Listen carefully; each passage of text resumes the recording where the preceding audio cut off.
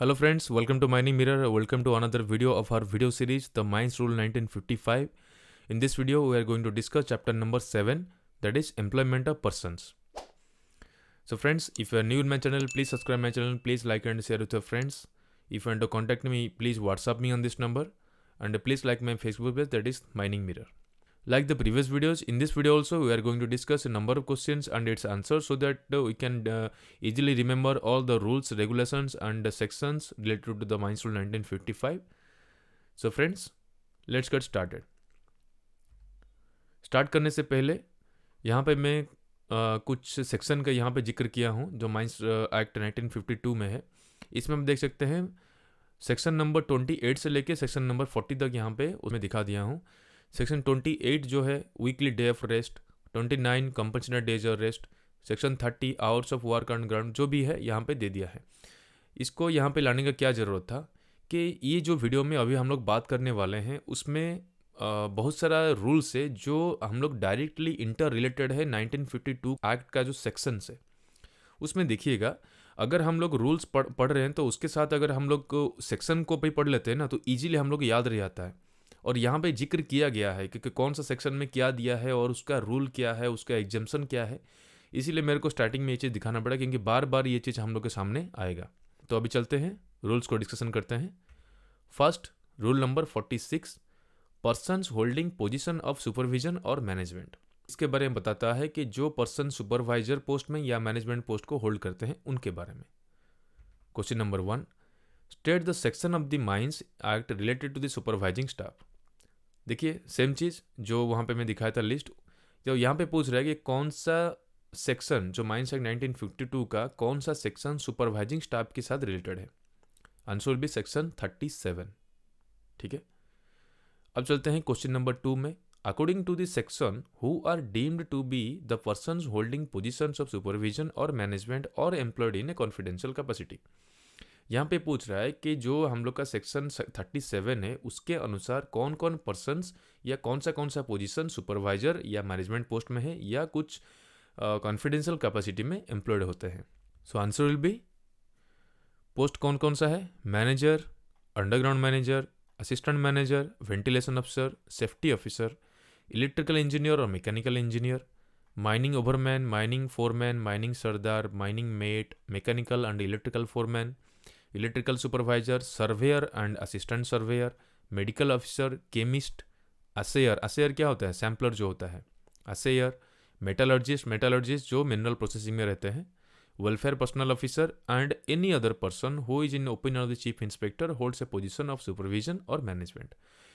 ये जो यहाँ पे बताया टोटल जो लिस्ट है उसको छोड़ के अगर चीफ इंस्पेक्टर माइंस को लगता है कि और किसी को कुछ सुपरवाइजर पोस्ट या मैनेजमेंट पोस्ट देना चाहिए तो चीफ इंस्पेक्टर माइंस वो लिख के देंगे कि इसको देना चाहिए. तो ये हो गया रूल नंबर 46 में. उसमें एक सेक्शन आया जो है सेक्शन 37. ओके, अब चलते हैं rule number 47, weekly day rest. Question number 3, state the sections related to the rest of the persons employed in mines. देखिए यहाँ पे ये जो क्वेश्चन है ये क्वेश्चन में मैं ये नहीं दिखाया कि वीकली डे ऑफ रेस्ट यहाँ पे मेंशन किया है. वो डायरेक्टली पूछ रहा है कि state the sections related to the rest of the person. Sir मतलब रेस्ट में क्या क्या रेस्ट आता है. एक तो आता है जो वीकली डे रेस्ट होता है. ठीक है, वीकली डे रेस्ट आपका हो गया जो हफ्ते में एक बार आपको लेना है. और एक है जो कंपनसेटेड डे ऑफ रेस्ट जिसको बोलते हैं हम लोग सी ऑफ, जो आपको एक्स्ट्रा मिलता है.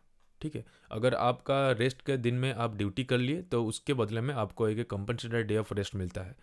तो इसीलिए मैं क्वेश्चन में पूछा कि कौन सा सेक्शन रेस्ट के साथ रिलेटेड है. Answer will B section 28 and 29. ये दोनों है. 28 हो गया जो वीकली डे रेस्ट है और 29 हो गया कंपनसेटेड डे ऑफ रेस्ट है. Question number 4, what does section 28 से. 28 क्या बोल रहा है. ऑब्वियसली ये सेक्शन बोलता है कि you weekly day of rest. ठीक है, तो यहाँ पे बोलता है कि कोई भी पर्सन हफ्ते में 7 दिन में से मैक्सिमम 6 दिन ही काम कर सकता है. 6 दिन से ज़्यादा वो काम नहीं कर सकता कि 6 दिन वो काम करे और एक दिन उसको रेस्ट दिया जाएगा. Question number 5, what does a rest period mean. अगर हम लोग बोल रहे हैं कि एक पर्सन 6 दिन काम किया और उसको एक दिन का रेस्ट मिला तो वो जो रेस्ट पीरियड है वो कितना टाइम का होता है. वो होता है रेस्ट 24 कंजिक्यूटिव आवर्स. ठीक है, ये जो वर्ड है कंजिक्यूटिव, ये आपको याद रखना पड़ेगा। अगर सोचिए कि वो 6 दिन काम किया, सैटरडे नाइट तक वो काम किया, तो संडे का जो टाइम है उसको रेस्ट देते हैं, या कोई भी दिन में, अगर हम लोग स्टैगर्ड पैटर्न में भी दे सकते हैं, कोई भी दिन में उसको दे सकते हैं, या वीक का जो लास्ट डे है या संडे जिसको बोलते हैं वहाँ उसमें भी उसको रेस्ट दे सकते हैं। अगर उसको रेस्ट देंगे तो वो 24 आवर होना चाहिए। अगर संडे का सुबह में 6 बजे से उसका स्टार्ट होता है रेस्ट, तो वो मंडे का सुबह का 6 बजे तक उसका रेस्ट पीरियड होना चाहिए, तो 24 hours.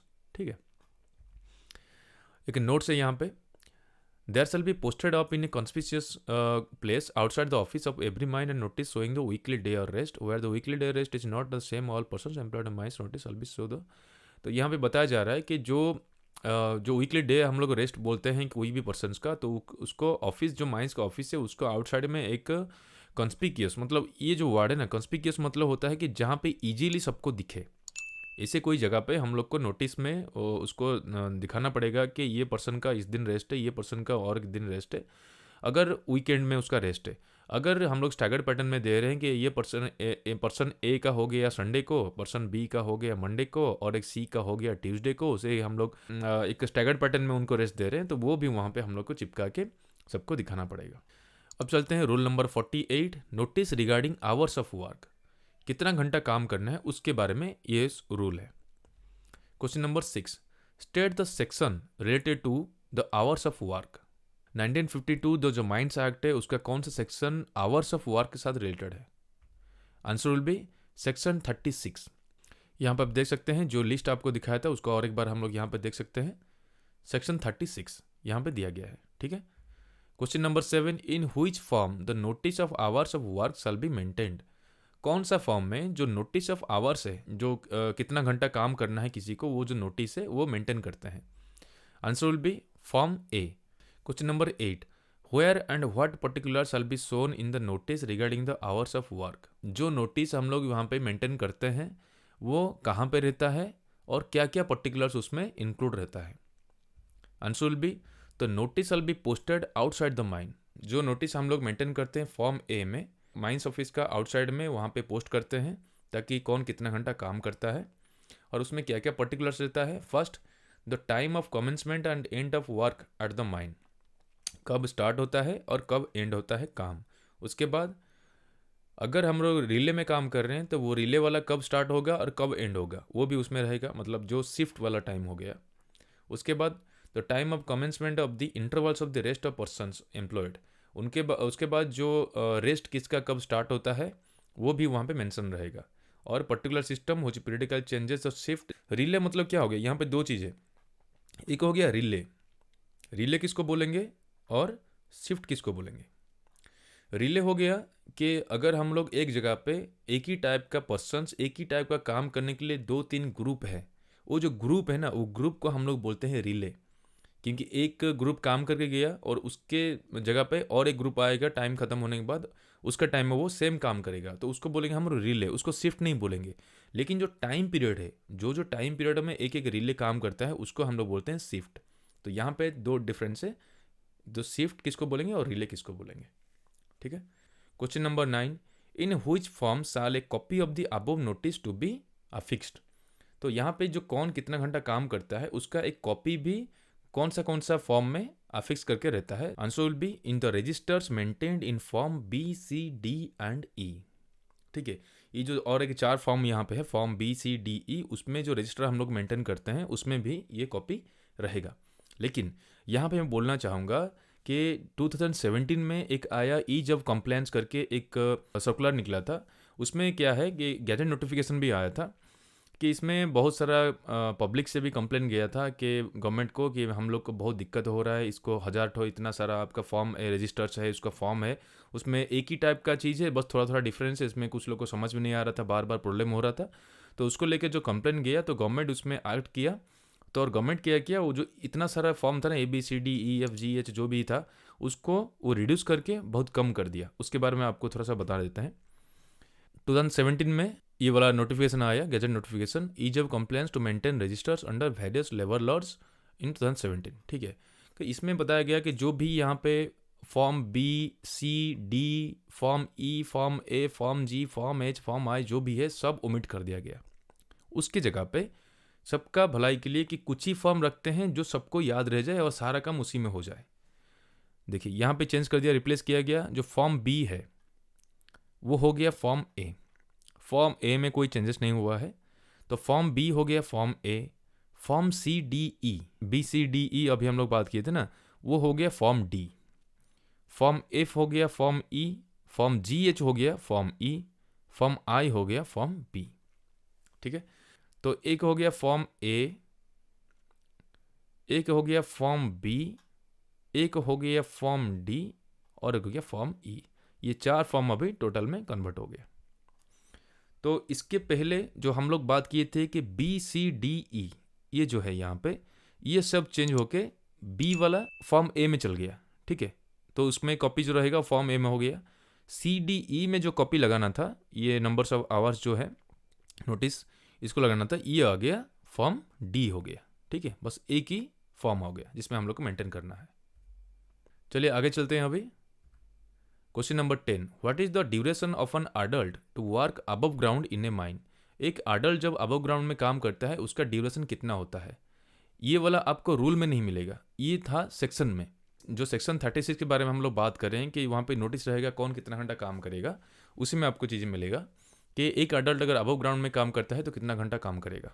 Answer will be according to section 28 हो गया जो आपका वीकली डे ऑफ रेस्ट के बारे में, 29 हो गया आपका कंपनसेटेड डेज ऑफ रेस्ट जो CF हो गया, और 30 में क्या बोल रहा है कि जो पर्सन काम करता है अबव ग्राउंड वो टोटल 48 आवर्स काम करेगा एक वीक में। एक हफ्ता में 48 आवर्स काम कर सकता है या एक दिन में मैक्सिमम 9 आवर्स काम कर सकता है। ठीक है, अब चलते हैं next. What is the duration of an adult to work in an underground mines. Underground mines में अगर कोई पर्सन काम करता है तो वही है सेम, सेक्शन 31 यहाँ पे आ जाता है अंडरग्राउंड्स को लेके कि एक अडल्ट एक अंडरग्राउंड माइंस में टोटल वही सेम चीज़ है 48 आवर्स काम कर सकता है एक हफ्ते में। मतलब उसका जो 6 दिन काम करता है 8-8 घंटे का हिसाब से, एक दिन को रेस्ट को छोड़ के 48 आवर्स काम करेगा, लेकिन वो एक दिन में 8 घंटे से ज़्यादा काम नहीं कर सकता अंडरग्राउंड माइंस में। लेकिन जो अबव ग्राउंड में वो 9 आवर्स तक काम कर सकता है, लेकिन एक हफ्ते में मैक्सिमम 48 आवर्स, ये उसको मेंटेन करना पड़ेगा। तो यहाँ पे एक चीज़ बोलना चाहूँगा, अगर यहाँ पे हम लोग बात करते हैं कि कोई बंदा अगर 8 घंटा काम करना है उसको, फिर भी वो 9 घंटा वो काम कर रहा है, तो उसको तो CF मिलना चाहिए या ओवर टाइम मिलना चाहिए। ओवर टाइम का भी दूसरा फंडा है कि अगर कोई पर्सन एक दिन में 9 घंटा काम किया लेकिन एक हफ्ते में वो 48 आवर से वो ज़्यादा हो जाता है, ठीक है, तब जाके उसको ओवर टाइम मिलेगा उतना टाइम का। लेकिन अगर वो 48 आवर्स में ही रह जाता है तो उसको वहाँ पे ओवर टाइम नहीं मिलेगा। अगर वो टोटल 8-8 घंटा करके टोटल 8 आवर्स कंप्लीट किया, उसके बाद भी एक्स्ट्रा कुछ होता है तब उसको वो ओवर टाइम मिलेगा। अब चलते हैं rule number 49, compulsory days of rest, जो आता है सेक्शन 29 में CF। Question number 12, state the section related to the compulsory days of rest. Obviously हम अभी बोले थे section 29। Question number 13, how many compulsory days of rest are allowed for a person. एक person को कितना CF हम लोग अलाउ कर सकते हैं। Answer will be shall be spaced so that in a week not more than 2 days shall be allowed to any one person। एक हफ्ते में एक पर्सन को मैक्सिमम 2 दिन का हम लोग CF दे सकते हैं। मतलब उसका जो रेगुलर ड्यूटी है उसको छोड़ के और 2 दिन उसको हम लोग ड्यूटी में बुला सकते हैं, जिसको हम लोग उसके अगेंस्ट में हम लोग CF देंगे। Question number 14, in which form the compensatory days of rest shall be maintained. फिर से आ गया कि कौन सा फॉर्म में हम लोग मेंटेन करते हैं। इन्हें register in the form F। The form F जो था 2017 में जो ईज ऑफ कंप्लेंट्स को लेके फॉर्म F चेंज होके हो गया है फॉर्म E। तो अभी जो CF मेंटेन होता है वो होता है फॉर्म E में। Question number 15, what does section 29 से। सेक्शन 29 क्या बोल रहा है। सेक्शन 29 बोलता है कि कोई भी पर्सन को हम लोग को बुला के जो CF हम लोग देते हैं ना, उसका कुछ कंडीशंस होता है। आप ऐसे किसी को सबको बुला के आप CF नहीं दे सकते, कुछ कंडीशंस होता है जो सेक्शन 38 में पर्टिकुलरली दिया गया है, जो हम लोग बाद में बात करेंगे। यहाँ पे दिया है कि कोई भी पर्सन को जो उसका वीकली डे रेस्ट होता है, वो रेस्ट अगर हम लोग उसको ना दे के अगर उसको हम लोग बुला के काम करा लिए तो वो जो रेस्ट डे है उसका एक कंपल्सरी डेज ऑफ रेस्ट में चल जाएगा। ठीक है, उसको आइदर उसी मंथ में उसको वो वाला रेस्ट उसको अवेल करने देना है, या आने वाला विदिन 2 मंथ्स में उसको वो वाला जो रेस्ट डे है उसको आपको देना पड़ेगा। ठीक है, अब चलते हैं आगे। कुछ एक नोट है यहाँ पे, इम्पोर्टेंट नोट है, on or before the last day of every month, हर महीने का जो लास्ट डे है उसी दिन या जस्ट उससे पहले एक नोटिस बोर्ड में जो माइंस का ऑफिस में आउटसाइड में रहेगा, वहाँ पे रहेगा कि list of all the persons who have not been allowed compensated days of rest. कौन कौन पर्सन को हम लोग CF दिए हैं और उनका कौन सा डे में रेस्ट लेना चाहिए लेकिन नहीं ले पाए, और उनको हम लोग आने वाला जो विद इन 2 मंथ्स में उनको ये पर्टिकुलर डे में हम लोग उनको रेस्ट देंगे, तो वो आपको बाहर में नोटिस निकालना पड़ेगा। और सेकंड नोट क्या है कि अगर कोई पर्सन जिसको हम लोग ड्यूटी से डिस्चार्ज कर दी या उसको डिसमिस कर दे रहे हैं लेकिन उसका कुछ CF बाकी है, वो CF वो अवेल नहीं किया है, तो उसका जो एग्रीमेंट रहता है या कुछ कॉन्ट्रैक्ट पीरियड अगर है, बाई चांस ऐसा कुछ है, तो अगर नहीं है तो भी हम लोग क्या करेंगे, जो उसका नोटिस पीरियड रहता है, नोटिस पीरियड के अंदर वो अपना कंपनसेटेड डेज ऑफ रेस्ट जितना भी उसका बचा होगा वो अवेल कर सकता है। अब चलते हैं आगे, rule number 50, exemption from hours and limitation of employment. तो यहाँ पे ये रूल जो है यहाँ पे बता जा रहा है, जो hours and limitation of employment है, कितना घंटा काम करेगा, कितना समय काम करेगा, दिन में एक हफ्ते में कितने बार काम करेगा, जो भी है उसका एग्जेम्पशन है। मतलब कौन सा कंडीशन में ये जो लिमिटेशन से, ये जो आवर्स ऑफ वर्किंग लिमिटेशन से उसको एग्जेम्प्ट करके हम लोग एक्स्ट्रा काम कर सकते हैं, उसका कुछ कंडीशन है। वो कंडीशन किस में दिया है, वो दिया है फोर्थ शेड्यूल में, जो आपको 1955 जो रूल है उसको लास्ट में आपको मिल जाएगा, फोर्थ शेड्यूल। ठीक है, तो फोर्थ शेड्यूल में 3 कॉलम है, 1, 2 एंड 3। तो फर्स्ट शेड्यूल में दिया गया है कि कौन सा एग्जेम्पशन उसको माने मिल सकता है, स्पेसिफिक किया है कौन सा काम में उसको एग्जेम्पशन मिलेगा। नंबर 2 में उसका प्रोविजंस दिया गया है और नंबर 3 में उसका कंडीशंस दिया गया है। ठीक है, चलिए इसको एक बार देख लेते हैं। ये हो गया फोर्थ शेड्यूल, रूल नंबर 50 के साथ रिलेटेड है। ठीक है, fourth schedule, exemption from hours and limitation of employment. First हो गया नेचर ऑफ वर्क, कौन सा वर्क के लिए उसको एग्जेम्पशन मिल सकता है। उसके बाद एक्सटेंट ऑफ एग्जेम्पशन सेक्शन यहाँ पे दिया गया है कि जो हम लोग का एक्ट है उसके बाद कौन सा सेक्शन के साथ ये रिलेटेड है। उसके साथ जो कंडीशंस अटैच्ड है एग्जेम्पशन का, उसका यहाँ पे दिया गया है 1, 2, 3। तो नेचर ऑफ वर्क क्या है, देखिए, emergency involving serious risk to the safety of the mines or persons employed there in such as accidental explosion, ignition of gas, spontaneous heating, outbreak of fire, influx of noxious gases, irruption of water, जो emergency situations है mines का, अगर वैसा कुछ रहता है तो exemption मिल जाएगा हम लोग का सेक्शन 28, 30, 31, 34 एंड 36 का 5। देखिए, इतना सारा जो सेक्शंस है उसको वो बाईपास करके उसको एग्जेम्पशन उसको यहाँ पे ले सकते हैं। कंडीशन क्या है, no person shall be employed on such work for more than 12 hours on any one day और 66 hours during each period of 7 consecutive days commencing from his first employment on such work। अगर ऐसा कुछ condition रहता है जहाँ पे हम लोग एग्जेम्पशन दे सकते हैं 28 को 30, 28 मतलब जो वीकली डे रेस्ट हो गया, 30 हो गया जो आपका अडल्ट पर्सन जो काम करते हैं अबव ग्राउंड में कितना घंटा, जो 9 आवर्स पर डे या 48 आवर्स पर वीक, 31 हो गया अंडरग्राउंड में काम करेंगे 48 hours maximum per week and 8 hours per day. जो ये सब है उसको एग्जाम्प्ट करके हम लोग काम कर सकते हैं, लेकिन वो मैक्सिमम एक दिन में 12 घंटा ही काम कर सकते हैं और टोटल आवर होगा एक हफ्ते में 66 आवर्स। ठीक है, ये हो गया पहला कंडीशन। 2 में क्या हुआ, urgent work in case of an accidental actual or apprehended in a mine involving work such clearing of falls of ground, जो भी यहाँ पे दिया गया है, या breakdown machinery plant equipment in a mine, वो हो सकता है, तो उसमें एक्स्ट्रा काम करना पड़ सकता है, एक्स्ट्रा टाइम। या work of a preparatory work complementary nature such as repairs of shaft, roadways or haulage track, arranging the ventilation. तो ये सब अच्छा काम है जो माइंस का हेल्दी के लिए, माइंस में जो लोग काम करें उनका हेल्थ का ध्यान रखते हुए जो भी काम करना है वो सब काम के लिए भी हम लोग एक्स्ट्रा काम यहाँ पे कर सकते हैं। तो ये कौन सा सेक्शन को एग्जेम्प्ट कर रहा है, वो 28, 30, 31, 34, 36 का 5। तो यहाँ पे उसका कंडीशन भी दे दिया गया है, no person shall be employed beyond the limits of over time specified in section 35। Section 35 में जो ओवर टाइम का बात होता है, ओवर टाइम कितना होना चाहिए, एक दिन में अगर कोई पर्सन को हम लोग नॉर्मली 8 घंटा काम करना चाहिए तो वो मैक्सिमम एक दिन में 10 आवर्स वो काम कर सकता है इंक्लूडिंग ओवर टाइम, वो उसका लिमिट है 10 आवर्स। उसके बाद थर्ड क्या है, the report refer to in subsection 2 of section 38 shall be send to chief inspector mine. Chief inspector mine पे लास्ट में हमको हर मंथ में आपको भेजना पड़ेगा। ये हो गया उसका जो मेन कंडीशन है, ठीक है, जो नंबर 2 में ले जो अर्जेंट वर्क के लिए जो आता है। और अगर 3 क्या है, operation of continuously operated machinery including winding engine for hoisting and lowering of main. जो कंटिन्यूस कुछ कुछ मशीनरी होता है जो कंटिन्यूसली काम करता है, लाइक कि winding of engines for hoisting and lowering of the main, वहाँ पे भी हम लोग एडजस्टमेंट दे सकते हैं उस सबको 28, 30, 31, 34 एंड 36 ऑफ 5। उसमें क्या क्या कंडीशन है, applicable only when the person succeeding him fails to report for duty without prior notice। मतलब इन यहाँ पे जो hand over take over system है, अगर वहाँ पे कोई उसका नेक्स्ट रिलीवर नहीं आया तब वो एक्स्ट्रा काम वहाँ पे वो कंटिन्यू कर सकता है, ठीक है। The report refer to subsection 2 of section 38 shall be send to chief inspector. तो ये हो गया जो एग्जम्पशंस है, ये 4th शेड्यूल में दिया गया है। 3 है यहाँ पे, 1, 2, 3। कुछ इमरजेंसी वर्क है, कुछ अर्जेंट वर्क है और जो कंटिन्यूस वर्क है, ठीक है। तो फ्रेंड्स इसको अच्छी तरह से देख लीजिएगा एक बार। अब चलते हैं आगे। Rule number 51, termination of employment.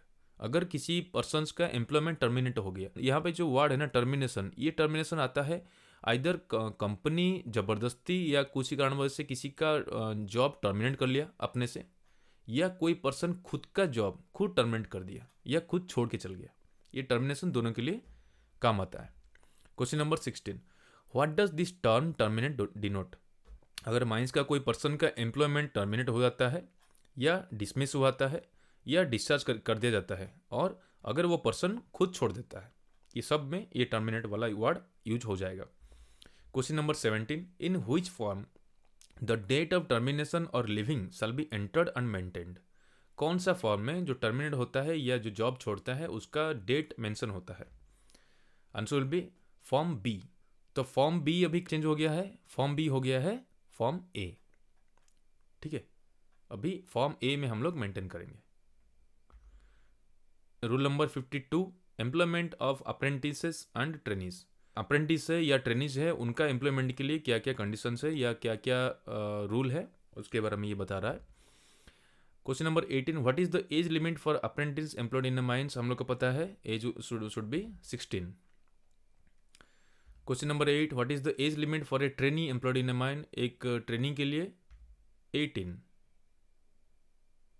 Adult होना चाहिए। Question number 20, what are the other conditions in which the trainees और apprentice shall not be employed in A mines. कौन सा दूसरा कंडीशन है जिसमें कोई भी ट्रेनी हो गया या अप्रेंटिस हो गया वो माइंस में काम नहीं कर सकते। पहला, they shall not be employed in a mine except under supervision of a competent person. कोई भी अगर ट्रेनी या अप्रेंटिस आता है माइंस में, उसको काम करने के लिए वो एक सुपरवाइजर या एक कॉम्पिटेंट पर्सन के अंडर में ही जाके माइंस में काम करेगा या ट्रेनिंग लेगा।